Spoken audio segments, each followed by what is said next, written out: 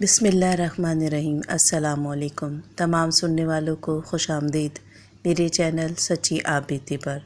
تو جن دوستوں نے ابھی تک میرے چینل سچی آپ بیتی کو سبسکرائب نہیں کیا ہے وہ اسے سبسکرائب کریں اور بیل کے بٹن کو پریس کریں تاکہ آپ کو ملتی رہے آنے والی تمام اپڈیٹ۔ اور جو دوست میرے چینل پہ ابھی نئے آئے ہیں میں ان کو دل سے خوش آمدید کہتی ہوں، اور جو دوست بھی اپنی سچی آپ بیتی میرے ساتھ شیئر کرنا چاہتے ہیں وہ انسٹاگرام پر آ کر اپنی سچی آپ بیتی میرے ساتھ شیئر کر سکتے ہیں۔ تو چلیے چلتے ہیں آج کی سچی آپ بیتی کی طرف۔ یہ قصہ کافی سال پہلے کا ہے اور یہ بھارت کے صوبے مہاراشٹر کے ایک شہر کا ہے، ایک چھوٹے سے محلے کا ہے۔ یہ کمرہ کرائے پہ مت لینا بیٹا، یہ کمرہ آسیب زدہ ہے۔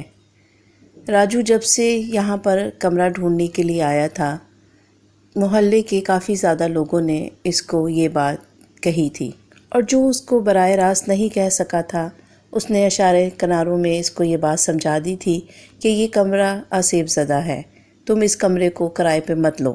ایک بزرگ جو اس کے سامنے کھڑے ہوئے تھے جن کی عمر تقریباً 70-75 سال تھی، انہوں نے کہا، بیٹا ہوش کے ناخن لو، موت کو مت آواز دو، کہیں اور ٹھکانہ کر لو، مگر اس ویرانے میں تم یہ کمرہ بالکل بھی کرائے پہ مت لو۔ راجو کو وہ بزرگ کہہ رہے تھے، لیکن راجو نے سب کو یہی بات کہی کہ میں تو خود ایک بہت بڑا آسیب ہوں، یہ آسیب میرا کچھ نہیں بگاڑ سکتا۔ ان کی تمام باتوں کو اس نے انسنا کر دیا اور ان کی تمام بتائی ہوئی باتوں پر وہ تھوڑا سا طنزیہ مسکرا رہا تھا۔ وہ کہنے لگا، آسیب اور بدرو مجھے کیوں تنگ کرنے لگے، میں تو پہلے ہی زمانے کا ستایا ہوا ایک مظلوم شخص ہوں۔ راجو کا شمار ایک ذہین طالب علم میں ہوتا تھا۔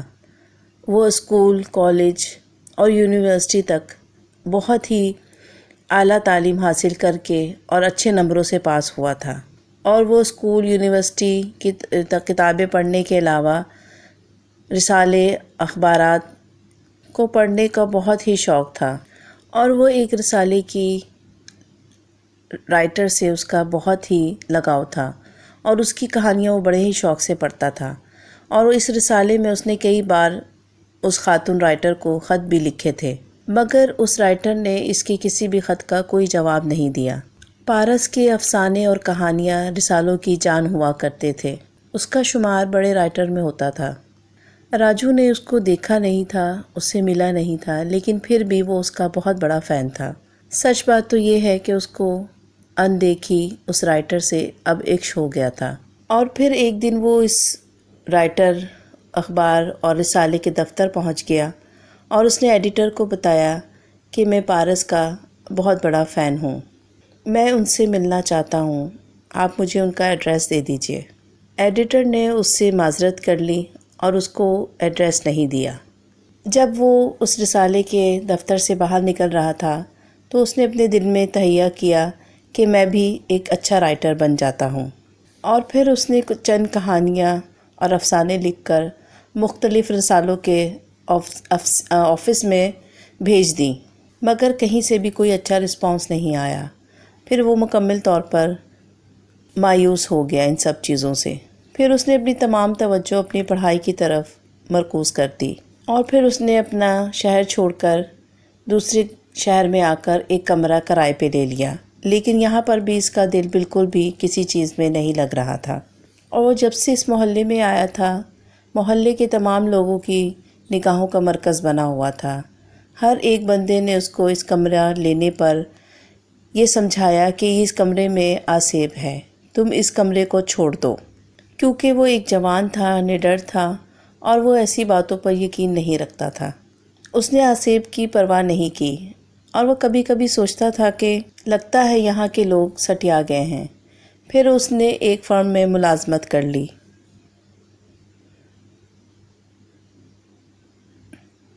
اور ساتھ ہی ساتھ اپنی آگے پڑھائی کی تیاری بھی پرائیویٹ وہ کرنے لگا۔ راجو جب شام کو جاب سے اپنے کمرے میں آتا، اس کا کمرہ ایک اچھا خاصا کشادہ کمرہ تھا۔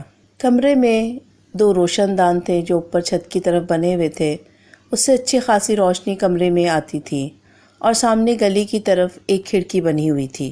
پتہ نہیں اس کو اس کھڑکی سے کیا چڑ تھی، وہ کھڑکی کو ہر وقت بند ہی رکھتا تھا۔ اپنی پڑھائی والی ٹیبل اس نے کھڑکی کے آگے لگائی تھی، لیکن وہ اس کھڑکی کو بند ہی رکھتا تھا۔ راجو کو اس کمرے میں آئے اب 1 مہینہ ہو چکا تھا، مگر اس کے ساتھ کوئی بھی ایسا کوئی انجانا یا خوفناک واقعہ پیش نہیں آیا تھا۔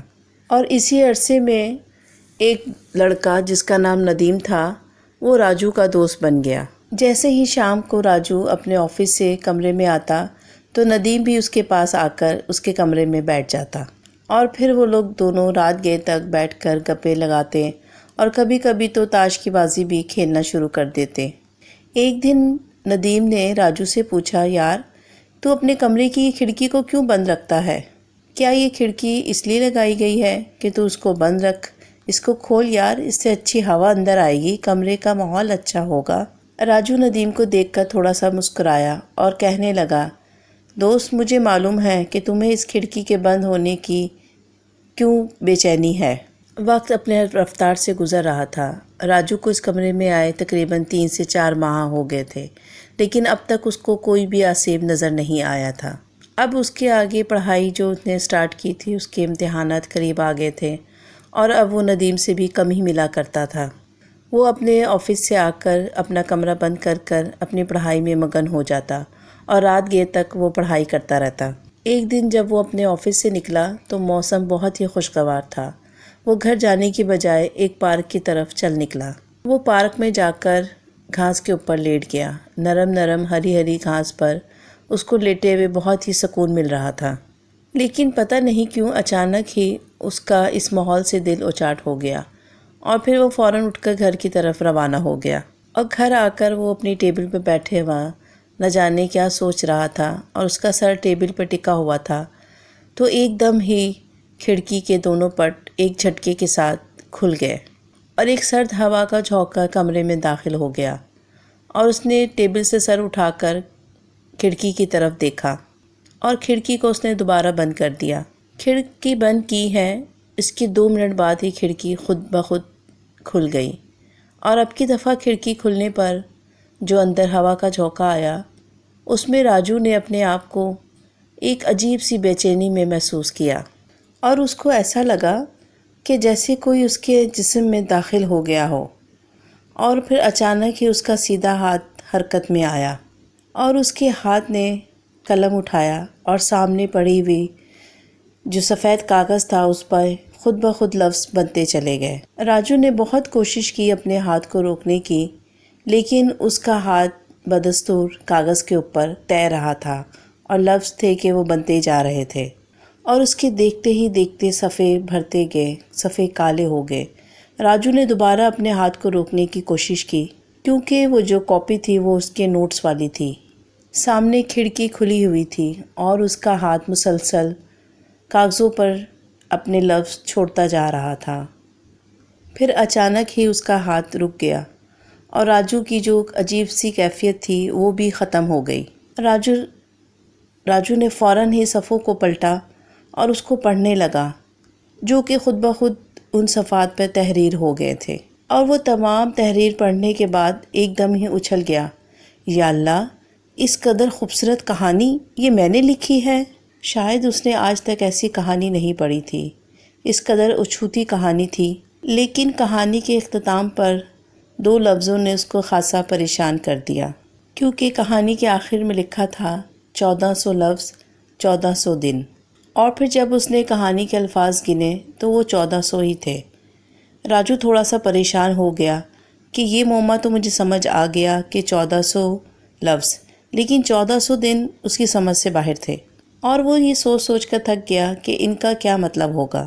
پھر اس نے اپنے دماغ کو تھوڑا سا ریلیکس کیا، اور پھر اس کہانی کو ایک صاف پیج کے اوپر منتقل کرنا شروع کیا، اور کہانی کو مکمل کر پھر وہ سونے کے لیے لیٹ گیا، اور اگلے دن دفتر کہانی کا مسودہ بھی اپنے ساتھ لے گیا، اور پھر اس نے آفس جاتے ہوئے مقبول ترین رسالے کے آفس میں اس کہانی کو ارسال کر دیا، جس رسالے میں پارس کی کہانیاں بھی شائع ہوا کرتی تھیں۔ اور پھر وہ بے صبری سے ایڈیٹر کے جواب کا انتظار کرنے لگا، اور پھر آخر کار راجو کا انتظار رنگ لے کر آیا، اور اس کو ایڈیٹر کا خط موصول ہوا۔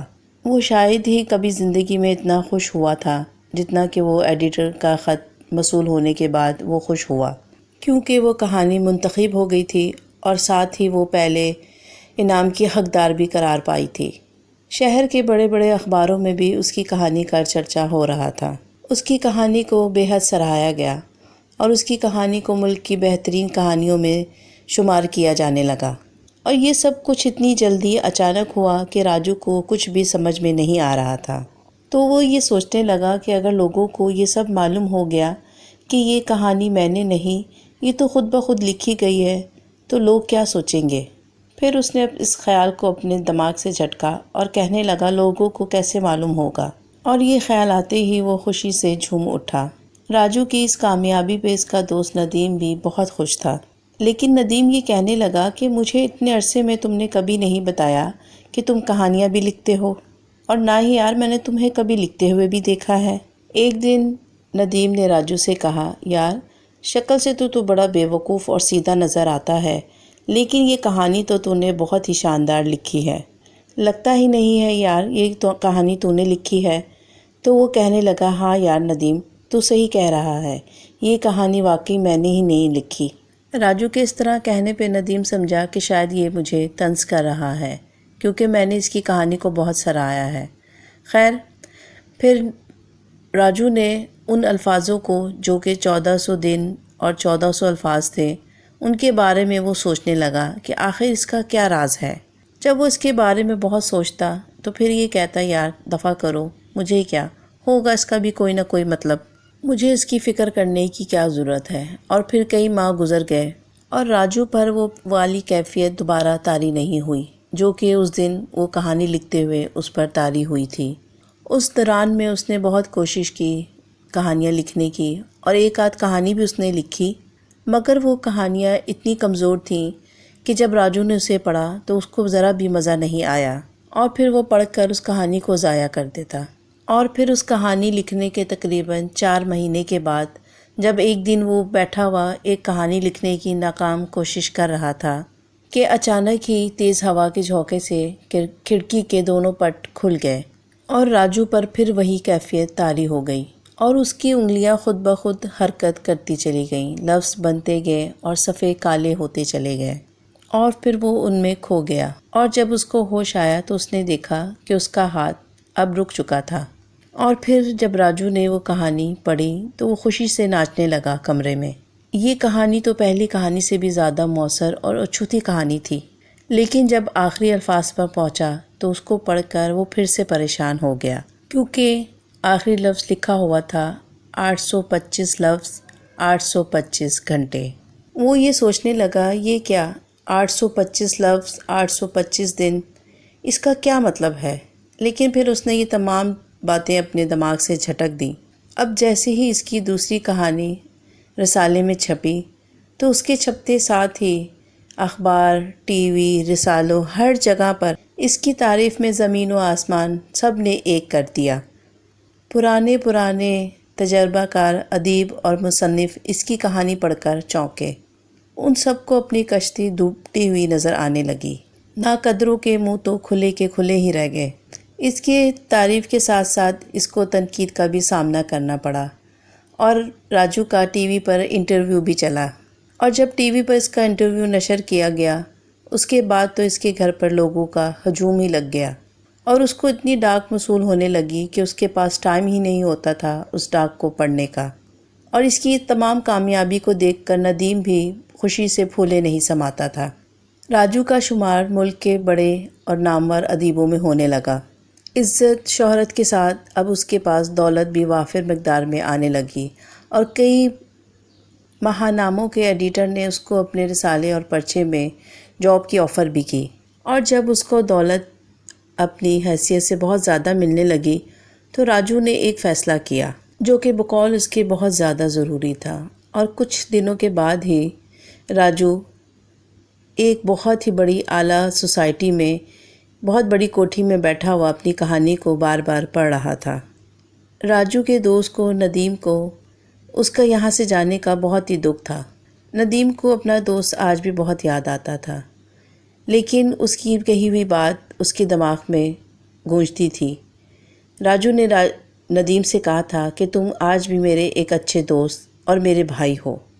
راجو نے اپنا ایڈریس کسی بھی رسالے میں کبھی شائع نہیں کروایا تھا، کیونکہ اس کو جو بھی ڈاک موصول ہوتی تھی وہ رسالوں کے آفس میں کے ایڈریس پر ہی موصول ہوتی تھی، اور پھر یہ تمام رسالوں والے اس کی ڈاک جمع کر کے اس کے گھر پہنچا دیا کرتے تھے، اور اس ڈاک میں زیادہ تر لڑکیوں کے خطوط ہوتے تھے۔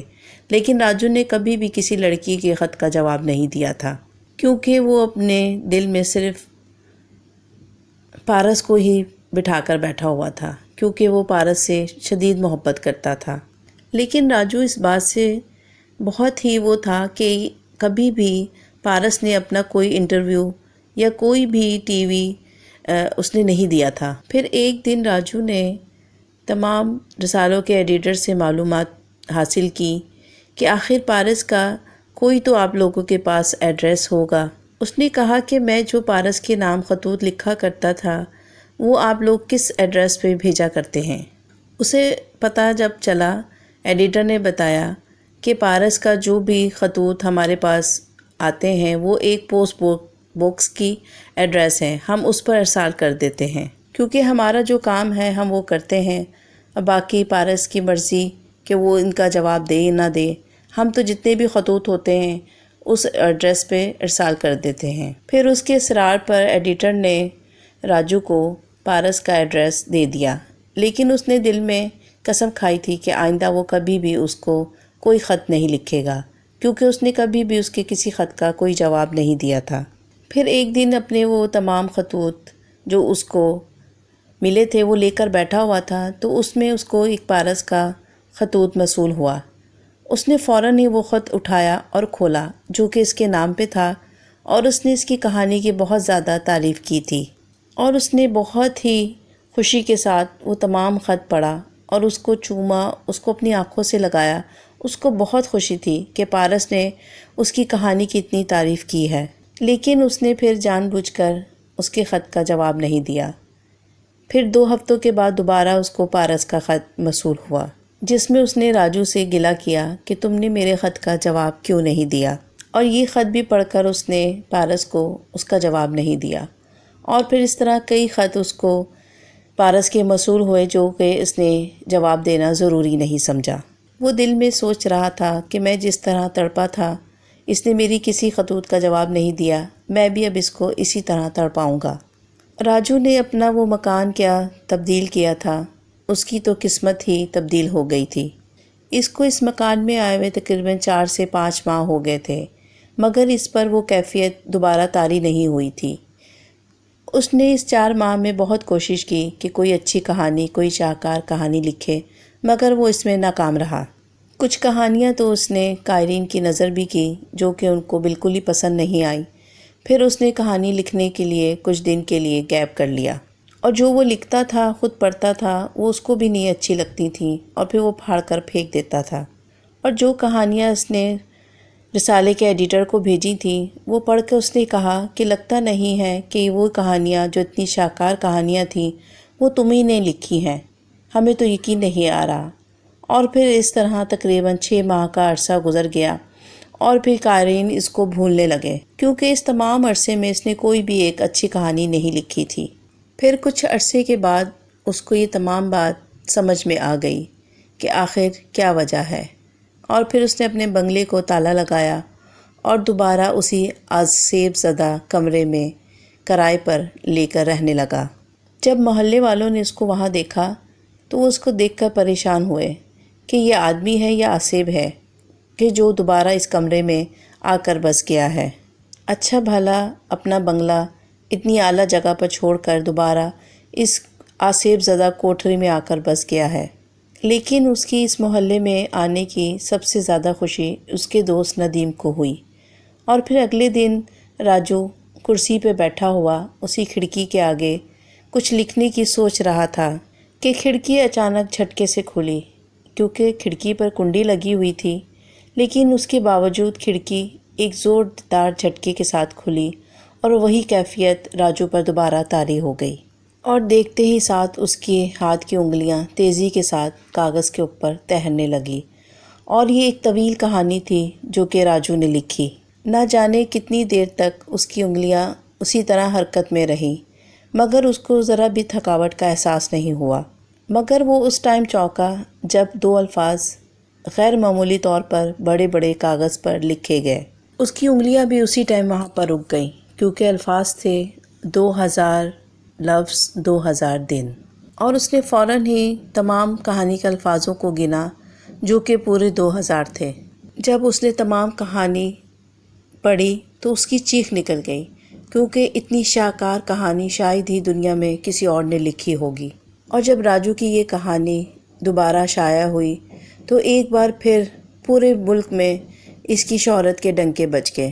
اخباری نمائندے، ٹی وی کے فوٹوگرافر اور نہ جانے کون کون کہاں سے آ کر اس کے گھر پر انہوں نے دھاوا بول دیا۔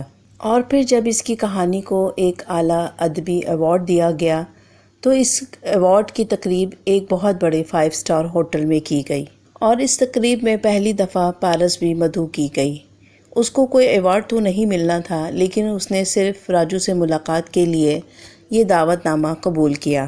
پارس کو دیکھ کر راجو کا دل تیزی سے دھڑک اٹھا، کیونکہ وہ بلا کی حسین اور خوبصورت تھی۔ راجو کی پیاسی نظروں کا احساس پارس کو بھی بخوبی ہو گیا تھا، اور وہ دونوں ایک دوسرے کو ایک ٹک باندھ کر دیکھنے لگے، اور پھر ان دونوں کی محبت اسی طرح طویل ہوتی چلی گئی۔ وہ دونوں ایک دوسرے کو لمبے لمبے خط لکھتے اور کہانیوں پر بحث کرتے، اور پھر یہ سلسلہ اسی طرح چلتا رہا۔ اور پھر راجو کھڑکی کے آگے بیٹھ جاتا اور وہی کیفیت اس پہ طاری ہوتی، اور پھر اسی طرح وہ کہانیاں لکھتا چلا گیا۔ لیکن ایک بات جو وہ بڑی عجیب محسوس کرتا تھا کہ جب بھی وہ کہانی کا اینڈ کرتا تو اس پہ جو لفظ لکھے ہوتے تھے کہ اتنے لفظ اتنے دن، وہ اس کو بہت زیادہ پریشان کر دیتے تھے۔ دنوں کی تعداد کی وجہ سے وہ بہت زیادہ پریشان تھا، اور جوں جوں اس کی شہرت بلند ہوتی جا رہی تھی، راجو کی شہرت آسمان سے باتیں کرنے لگی تھی۔ اس تقریب کے بعد پارس اور راجو کی محبت پروان تو چڑھ رہی تھی خطوط کے ذریعے، مگر کبھی بھی ان کی ملاقات نہیں ہوئی تھی۔ کئی بار راجو نے پارس سے کہا کہ میں تم سے ملنے چاہتا ہوں، مگر اس نے ہر بار بڑی صفائی سے انکار کر دیا۔ پھر آخر کار جب ایک دن راجو پر دنوں کی تعداد کا بھید کھلا تو وہ کانپ کر رہ گیا۔ وہ چیخ چلا رہا تھا، نہیں، یہ کبھی نہیں ہو سکتا، کیونکہ جب اس نے وہ کہانی لکھی تو آخر میں ایک چھوٹا سا نوٹ لکھا ہوا تھا کہ راجو، تم یہ دنوں کی تعداد کا کیا چکر ہے یہ جاننا چاہتے ہو تو سن لو کہ اس کا کیا مطلب ہے۔ تمہاری زندگی کے اتنے دن کم ہو گئے ہیں۔ تم جتنے بھی لفظوں کی کہانی لکھی ہوئی پاتے ہو، اتنے دن تمہاری زندگی سے ختم ہو جاتے ہیں۔ اب تک تمہاری زندگی کے 12,400 دن ختم ہو چکے ہیں، مگر یہ جو شاہکار کہانیاں ہیں اس کے مقابلے میں بہت ہی سستی ہیں۔ جب سے یہ راز راجو کو پتہ چلا تھا، راجو نہیں رہا تھا۔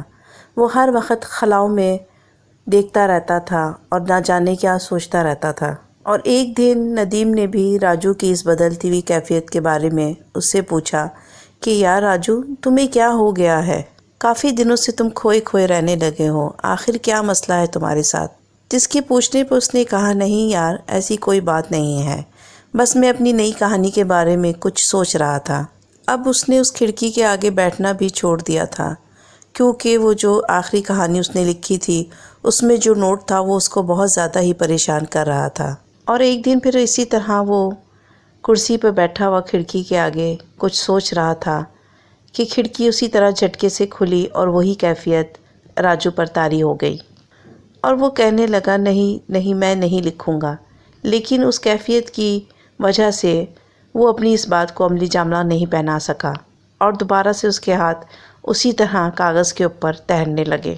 وہ چیختا رہا، چلاتا رہا اور اپنے ہاتھ کو قابو میں کرنے کی کوشش کرتا رہا، مگر اس کی تمام کوششیں ناکام رہیں، اور اس کا ہاتھ اسی طرح کاغذ کو سیاہ کرتا رہا۔ اس کی چیخنے چلانے کی آواز سن کر اس کا ندیم دوست بھی اس کے گھر کی طرف آیا۔ جب وہ اندر پہنچا تو اس نے راجو سے کہا کہ یار، تم چیخ کیوں رہے تھے؟ تمہاری چیخنے کی آوازیں آ رہی تھی، کیا وجہ ہے؟ کیا پریشانی ہے؟ مجھے بتاؤ تم۔ لیکن اس کے پوچھنے پر راجو نے کہا، نہیں یار ندیم، یہ تمہارا وہم ہوگا، میں تو بیٹھا ہوا اپنی کہانی لکھ رہا ہوں۔ راجو نے اپنے آپ کو نارمل کرتے ہوئے کہا، مگر ندیم نے کہا، نہیں، یہ میرا وہم نہیں ہے، تم مجھے بتاؤ آخر تمہارے ساتھ کیا مسئلہ ہے؟ تم اپنے اس دوست سے بھی چھپاؤ گے؟ اور یہ کھڑکی کیوں کھلی ہوئی ہے؟ تم تو کبھی بھی کھڑکی نہیں کھولتے، تم تو اس کھڑکی کو ہمیشہ ہی بند رکھتے ہو۔ تو پھر راجو اٹھا اور ندیم کے گلے لگ کر زور زور سے رونے لگا، اور پھر راجو نے اپنے تمام واقعے ندیم کو گوشگوار کر دیے اور اس کو بتانے لگا کہ یہ میرے ساتھ کیا ہو رہا ہے۔ وہ بتانے لگا کہ اس شاہکار کہانیوں کا وہ کتنا بڑا معاوضہ ادا کرنے جا رہا ہے۔ یہ سب سننے کے بعد ندیم نے راجو کو تسلی دی اور اسے کہا کہ تم ایسا کرو کہ فوراً یہ کمرہ چھوڑ دو، تم واپس اپنی کوٹھی میں چلے جاؤ اور پھر سب انشاءاللہ ٹھیک ہو جائے گا۔ اس کی بات سننے کے بعد راجو نے کہا، ٹھیک ہے ندیم، تم صبح میرے ساتھ اس کمرے کا تمام سامان سمٹانا اور پھر ہم دونوں وہاں پر چلے جائیں گے، اور میں اب کھڑکی کے پاس بھی نہیں جا کر بیٹھوں گا، اور اب تم ہمیشہ میرے ساتھ میرے بنگلے پر رہو گے۔ تم میرے دوست ہی نہیں، میرے بھائی بھی ہو۔ پھر ندیم صبح آنے کا کہہ کر چلا گیا۔ وہ رات کافی اداس تھی اور چاند کی روشنی بھی سوگوار معلوم ہو رہی تھی۔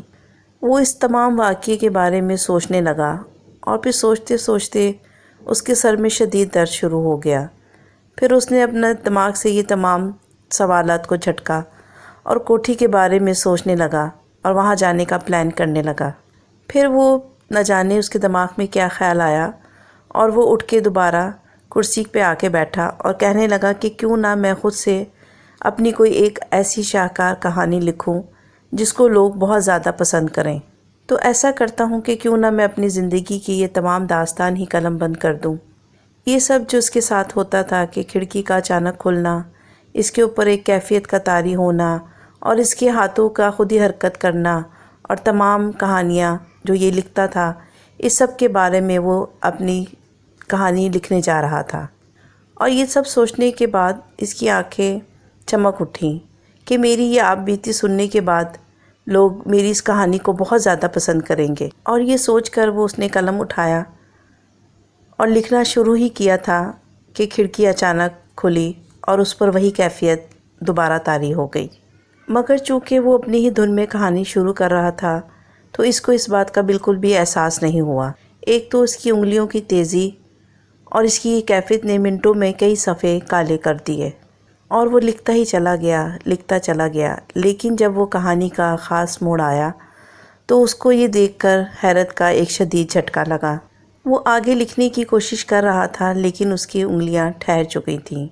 باوجود کوشش کے بھی وہ آگے لکھنے سے قاصر تھا، کیونکہ اس کے سامنے جو الفاظ تھے وہ دیکھنے سے اس کو جو محسوس ہوا تھا وہ بیان سے باہر تھا، کیونکہ لکھا ہوا تھا کہ افسوس راجو، تمہاری زندگی کے الفاظ اب ختم ہو چکے ہیں، کیونکہ جیسے ہی تم نے کہانی لکھی اس سے پہلے میں تمہیں سمجھا چکی تھی، کیونکہ تم اب تک 1,60,050 الفاظ لکھ چکے ہو۔ اس شاہکار کہانیوں کے معاوضے کے طور پر تمہاری زندگی کے 33 سال ختم ہو چکے ہیں۔ مجھے بہت افسوس ہے اور افسوس رہے گا، تمہاری پارس۔ اور جب صبح ندیم اس کے کمرے میں آیا تو اس کو اپنے کمرے میں مردہ حالت میں پایا۔